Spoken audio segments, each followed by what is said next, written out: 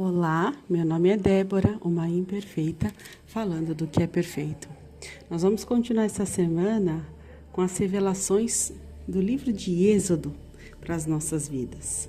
Algumas orientações, algumas direções e algumas explicações que o Espírito Santo de Deus foi me trazendo para que eu pudesse compartilhar com você. Abre a sua Bíblia comigo no livro de Êxodo, no seu capítulo 8. Separa papel e caneta e registra aquilo que o Espírito Santo de Deus fala ao seu coração. Êxodo, no seu capítulo 8, vem falar sobre as próximas 3 pragas que acometeram o Egito. Na sexta-feira, nós falamos sobre a primeira praga, que foi a água se transformar em sangue. E aí, então, mais uma vez, o Senhor foi diante de Moisés e falou: Moisés, vai lá até o faraó e diga para ele, deixe o meu povo ir. E aí, então, Moisés foi e se apresentou diante de faraó. Olha, deixa o povo do Senhor ir. Eles vão prestar culto a Deus, mas se você não deixar, Deus lhe enviará uma praga de rãs. E foi o que houve. O Senhor enviou uma praga de rãs. E se tem algo que eu demorei muito tempo para compreender, foi por que rãs diante de tantos animais. E aí, após estudos que o Espírito Santo de Deus foi me levando, eu não sei se você tinha conhecimento disso, mas no Egito tinha uma divindade, uma deusa, a qual os egípcios, eles prestavam culto, idolatravam, e acreditavam que elas eram responsáveis por muitas coisas, entre elas pela fertilidade. Era uma divindade chamada Requete. Ela era uma deusa. Metade do corpo dela era mulher, mas a cabeça dela era de um sapo. E os egípcios, eles criaram essa divindade e eles atribuíam essa deusa às parteiras do Egito, como sendo uma representação de que ali havia muita fertilidade nas mulheres por conta dessa deusa. E aí então, Deus, que criou todas as coisas e que chama tudo pelo nome, inclusive as estrelas, que para nós são impossíveis de contar, Deus chama elas pelo nome. Então foi então que Deus usa animais para mostrar o poder deles, para mostrar o poder dele. E aí Deus vai falar para Faraó: eu faço o que eu bem quero com as rãs. Essas rãs que tem em tanto número, quantidade sobre o Rio Nilo, que vocês endeusam, que vocês acreditam que são responsáveis pela fertilidade, são essas mesmas que eu vou utilizar para trazer para vocês incômodo, perturbação. E foi uma forma de Deus manifestar ali a ira dele, inclusive, porque veja bem, os sapos e essas rãs, eles cresciam e vinham do rio Nilo e representavam as parteiras. E você se lembra o que foi que Faraó fez com os bebês meninos que nasciam?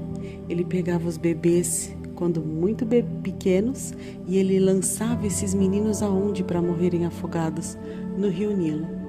Então, do próprio rio Nilo, do local que foi um cenário de morte para muitos bebês, o Senhor enviou os sapos de lá, as rãs, para lhe perturbarem os egípcios e para mostrar que até as rãs atendeu ao comando do Senhor.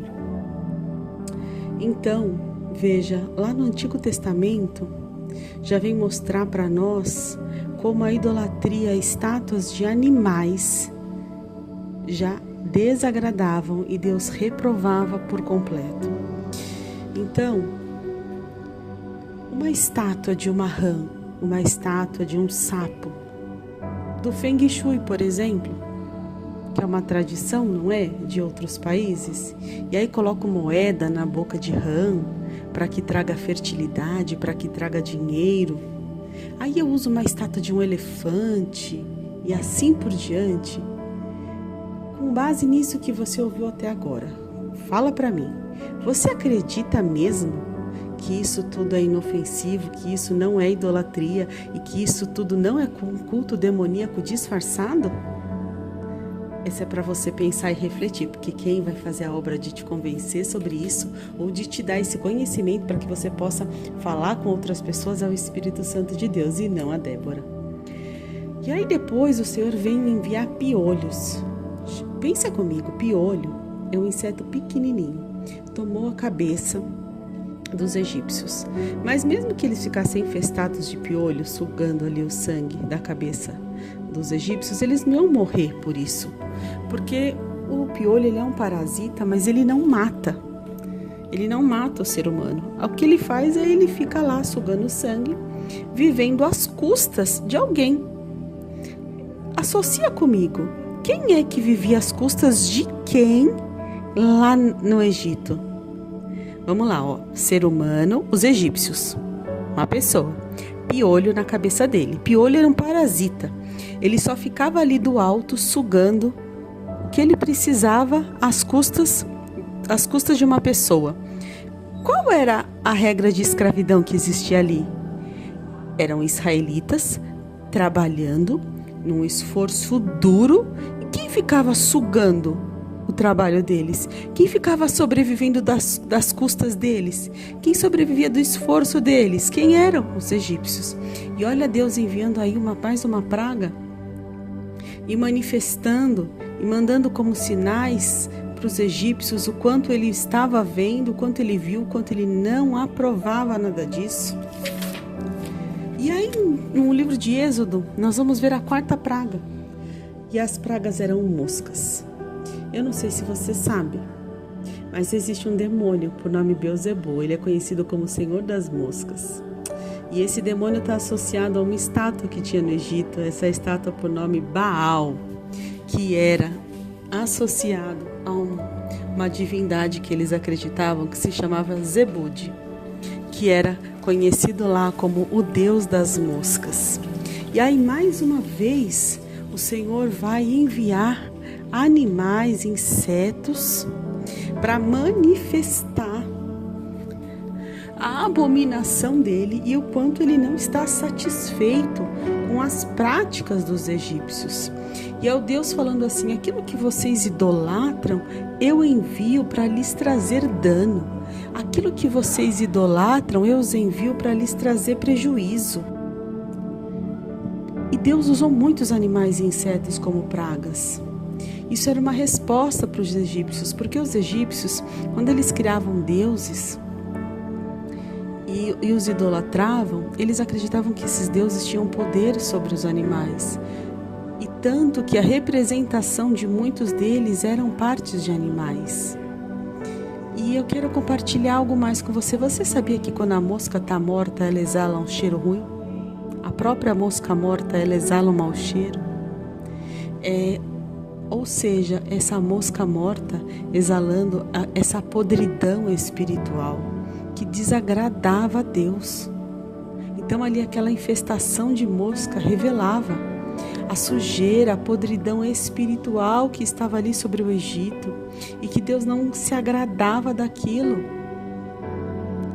Você já tinha parado para pensar que nenhuma praga foi ao acaso? Que cada praga tinha um contexto, um objetivo, um sinal e uma mensagem de Deus acerca do que acontecia? Mostrando, não é acaso, não foi acaso mosca, não foi acaso piolho, não foi acaso rãs, não foi acaso sangue, e não é ao acaso que nós vamos ouvir amanhã sobre os rebanhos, sobre feridas, sobre granizo, nada disso. Agora que você ouviu e aprendeu um pouco mais, compartilha com alguém essa mensagem. Deus te abençoe e até amanhã.